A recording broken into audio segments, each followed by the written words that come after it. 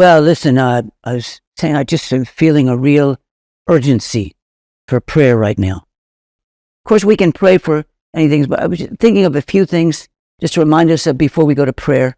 One, of course, is the situation in the war. It seems like the world is getting bored with the war here. It's not so much top news anymore. But we got hit by a supersonic missile from Iran through Yemen the day before yesterday. That day, there was 55 missiles that were shot over into here from Lebanon by Hezbollah.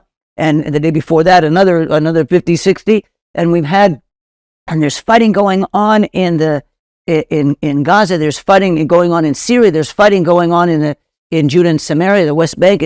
Folks, the fighting is going on here. And we need to be able to move what's happening here. I think God has given us a grace period here because of the political situation in the United States that nobody can really do anything. We're kind of in that, nobody's really in charge there. So you got another month and a half before the election. Then you got another 2 months after that before somebody comes in office. So we've really got over 3 months that nothing from the United States is going to that much be able to affect what goes on here, which isn't going to affect the rest of the world. So we have a time gap right now for our soldiers to work. Get rid of those tunnels. Get rid of those weapons storage. Get rid of those launchers. Get rid of those things. And I think this is of God. But we need to pray so we don't have helicopter accidents. So we don't have hostages getting killed. So we don't have innocent Palestinians getting killed. We want to put energy into this so that the weapon storages and the terrorists, they're going to get blocked out, and innocent people are going to get healed, and the hostages, they need our prayers. The other thing is what's going on in the government. Now, like I say, I'm not political. I don't even know who I would vote for in this next election, really. And I noticed in the last election that most of the believers in this country are divided into 5 different political parties. It's not like the believers here are for one party. Right now, the head of our nation is Benjamin Netanyahu. And you have a cabinet, and you have the Knesset, but basically, he's the one that's got to make the decision. Now, before anybody complains about Netanyahu, would you like to have to make those decisions? I don't know how the guy deals with it. Really. Whatever you do, people are going to die. Whatever you do, everybody in the world is going to be mad at you. Whatever you do. And if it was him, if you switch him with Bennett, it would be the same thing. If you switch him with Gantz, it would be the same thing. I believe that we need to pray for all the leaders in the government, in the United States too, whether it's Democrats or Republicans. And here in this country, we need to pray for who's the leader of the country, and whoever's the next prime minister, we'll pray for him too. Pray for that guy for his thoughts, and for all of the people in all of the governments all over the world, and pray for righteousness to come through them. What about King Hussein? King Hussein doesn't want in Jordan. He doesn't want the jihadists taking over his country. Goodness gracious, his father murdered the jihadists, and it was he. But he's getting overwhelmed.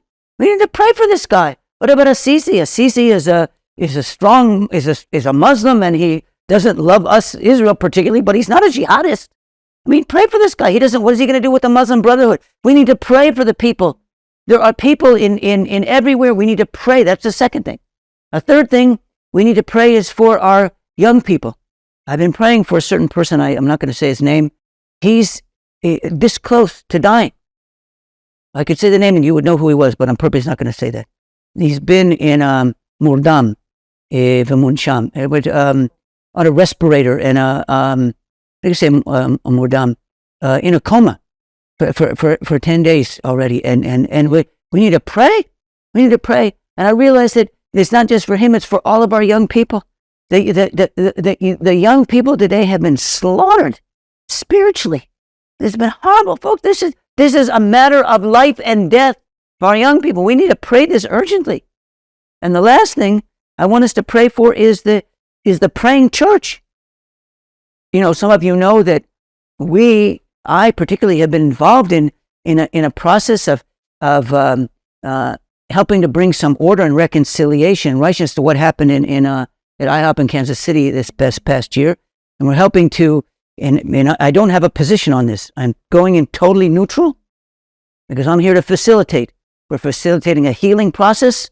For anybody who feels they've been wounded, we're facilitating an investigation and judicial process that's neutral. so that righteousness can come out and a cloud of confusion can be healed, and then we're facilitating a process. But we also want to build a positive future for 24/7 prayer, folks. The prayer that we need for Israel and the battles that are going on in the end times, this is urgent. The whole world that believes in prophetic prayer for the Middle East, Isaiah 19, the whole world that believes in prophetic empowered prayer for Israel, folks, we've taken a hit. And we need that prayer. This is urgent.